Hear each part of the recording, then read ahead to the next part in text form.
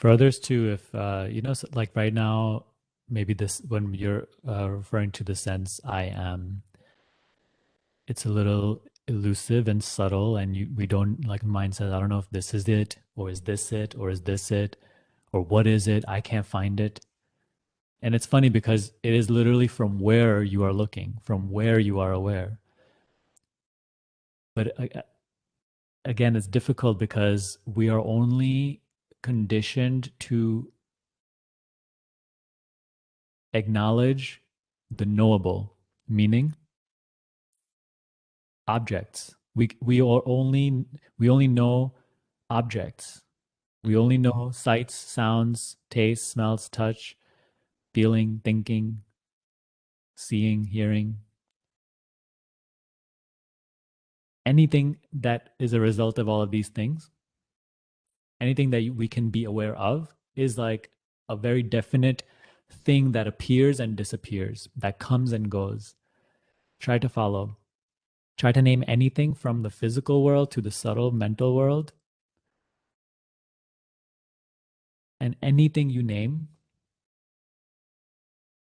is something that appears and has like a distinct sort of quality or a thing to, like, it is a thing that you can say, oh, there, I can focus on it. There it is. With physical objects, it's easy, right? Like, oh, this is an object and I see it. With subtle objects like thoughts, feelings, sensations, it becomes a little harder, but still, you can see them, you can know them. That is why the sense I am is sort of elusive, because we're trying to find it. We're trying to find it within somewhere, in our head, in our, out there somewhere. But all chases for I am will fail.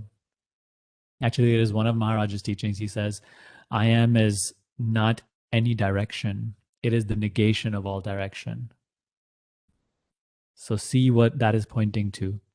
If let's say, take for hypothesis that the I am, and don't look at that as something separate from you. If that sense is here, regardless of if you feel it or not, or if you understand it or not, then if we say it is not in any direction, it is the negation of all direction, where does that bring you?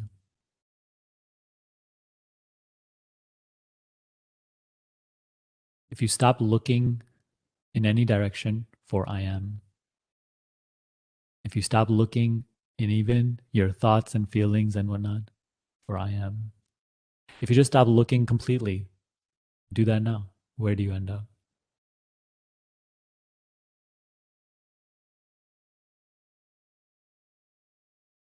You see this here-ness, this aliveness, this just this beingness, this awareness, this me-ness, this sense of me at the heart of your experience. This isn't different than the I am.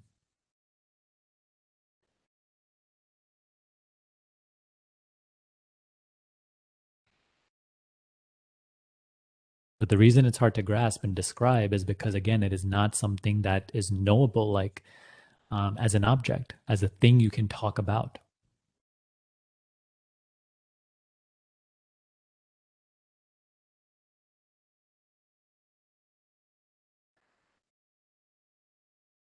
So what Darshan was also sharing, right? So when we start the spiritual practice, especially self-inquiry and whatnot, the sense of being, again, which is not a sensation, it is not a feeling, it is just the fact of being, the fact of existing, the fact of here-ness, aliveness. This is too mixed with thoughts. It is taken to be a product of feeling, doing, being the body. So we take this to be a byproduct of the body, of the person who has this sense of being. Me as an individual person, the body mind, has this beingness or has this aliveness, you know. So we're not going to go into a whole scientific discussion about how is it the body that doesn't produce this. But, so that's the path of inquiry. The path of inquiry is looking into your direct experience and learning to acknowledge this beingness without needing to interpret it or analyze it or see why it's coming about. Just be that beingness. And with that, you start to see that the body, the mind, the person you take yourself to be, the life you've lived, the circumstances you have, everything is inside of this beingness, changing. But the beingness is just beingness. And it has never changed any flavor. It has never turned into something else. Because again, it could only turn into something else if it first was something. It can only change in quality or size or shape or appearance if it first ever appeared or had any quality to it. So this is again, now this is becoming real subtle, you see? So sometimes you may totally get lost in this sort of conversation. And that's okay too. Be totally open to it. If we don't understand it, it's like even being part of this conversation is already life luring you into this subtle seeing. But you have to let go of trying to get it. You have to let go of trying to interpret it and hold it down and finding it in a direction. That is the teaching. It is allowing you to return to yourself from where it starts to become clear. And what Darshan was describing is like that thought that previously was arising as me, myself. Now it is, so it is no longer being associated with me, with I amness, with beingness. It is now being seen as the activity that arises and subsides within it, as an appearance, as a thing that comes and goes, as a temporary image. You see? And that is what we sometimes refer to as the distance between you and your thoughts, you and your emotions, you and your ideas about who you are, what life is.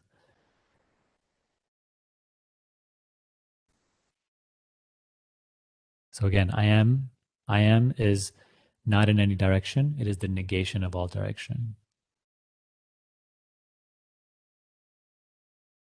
Where does that bring you? When you stop looking for something, what remains? If you stop even inquiring or you stop meditating, you stop doing everything here and now, right? Any active process you're a part of right now, just drop it. Interpreting my words, drop it. Caring about where this gets you, drop it. If you drop everything, where does that get you? Even thinking about, oh my God, I can't drop it, drop it. Where does that bring you? Just to the same thing we were talking about.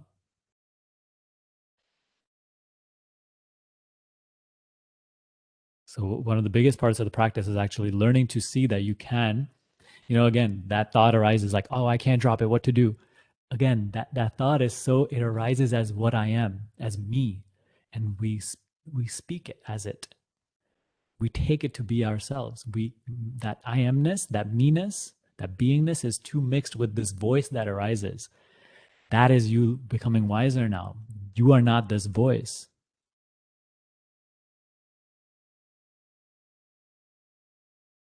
Thank you, Sunny.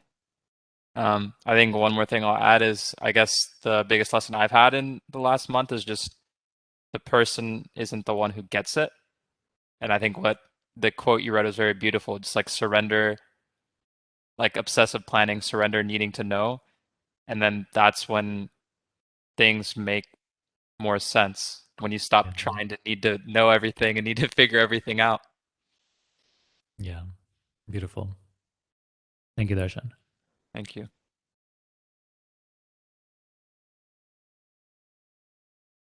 That teaching that we discussed earlier also in regards to letting go of this constant excessive planning and worrying. Again, if right now there's like no idea how to do that, right? If right now all you know is planning and worrying, then plan all you want.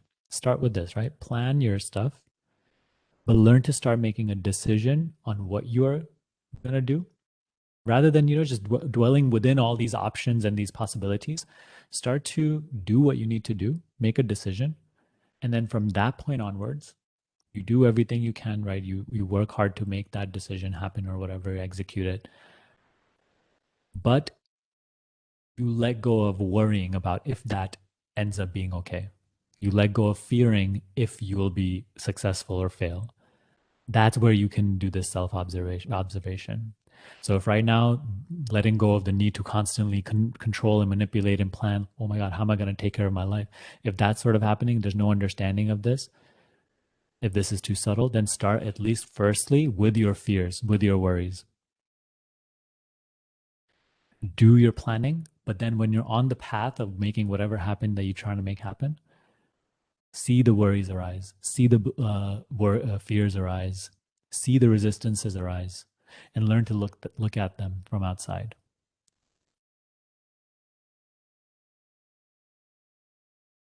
Outside meaning outside of the worldview that they propose. When you're worrying, you are inside of the thought bubble, which has a worrier and something to worry about. When you learn to observe the thought, you are no longer inside of that world. You are simply seeing the thought objectively, and you have the capacity to let it go. Learn to live in the path of trust. Again, if you joined late, please watch the first half hour of this call and to learn how to live in trust or what that means.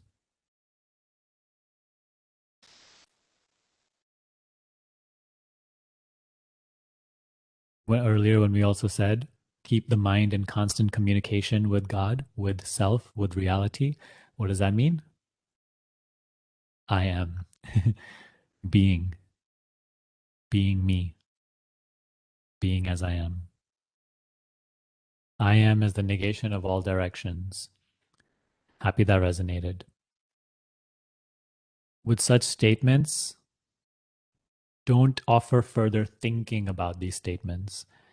Some we can just start to break them down. We can start to interpret them, what they mean. When am I going to get it? Um, all these words are pointing to something, right? The word glass is pointing to this. This is with or without you calling it a glass. It still remains what it is. The word glass is not a glass. It is simply pointing to this. So just like that, contemplate wordlessly what that combination of words is pointing to, just like all other self inquiry pointers. Even the phrase, right? Who am I? Or what is aware? Is not something to think about because it's useless to think about this. You're trying to come to reality by dwelling in projection. It cannot work. We must step out of projection, out of thinking, which is all ideas. There's no creativity in thinking, no actual creative thought of its own right.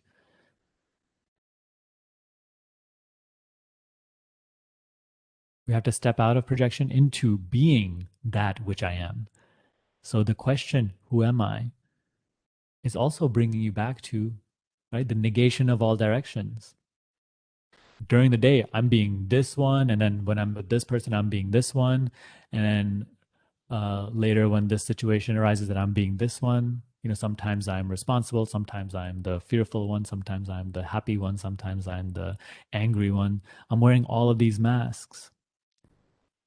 What happens when I stop all of these activities? When I let go of all masks, what remains? Again, contemplate wordlessly what that combination of words is pointing to.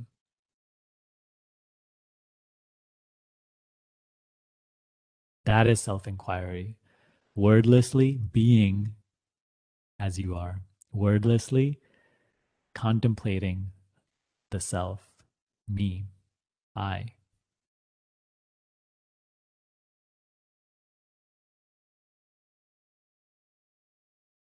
When you drop words, what remains? Who are you?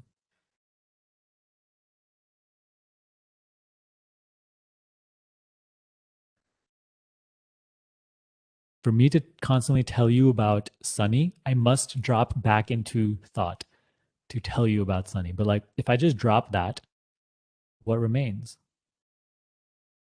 not in someone else's experience, not in, again, you can say, oh, you're still sunny and this and that. But like, again, you're like, you have to drop to the level of thinking to recreate the continuity of a personal self. Just when we just stop all directions, all activity, all thinking, all caring, all interest, all concern, what remains?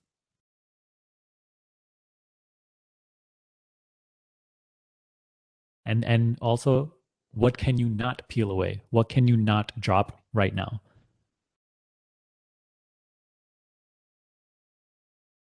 Contemplate wordlessly. So I have many videos on my channel regarding this, so please take advantage of those resources. I'll link them down below. And of course, as always, if you need help with this, if you feel like you've been going at this alone, but you're not really bringing the depth and understanding to your practice and perception and understanding that you would hope, then learn more about my School of Awakening. I will personally guide you through this, and all of your confusion and suffering and misery, it cannot last the power of your plain observing. So just this alone itself will completely transform your, not only your spiritual practice, but your life. So in the School of Awakening, I work with people who want to deepen this practice and understanding. I work with people who are suffering anxiety and depression and want to be free of it. And in the program, we help you completely dissolve identification with mind, really awaken to your natural state, and become free from suffering your experience completely. So if that sounds good to you, sounds like something that you'd be interested in, then click the link in the description box below and learn more about it. I'd be happy to speak with you and see if we're the right fit to work together and if this is the right thing for you at this time. Okay, please take advantage of all the resources I have to offer, and feel free to ask questions here down below in the comments. I do my best to reply to as many as I can. But also, join my free Facebook group. You can also ask questions in there. We have a lovely community. There's no BS in that Facebook group. No like just random links. It's just all Q&As. So there will be a great benefit to you, a great valuable resource. Okay? So I hope this video brought you clarity on the subject, and I'll see you soon.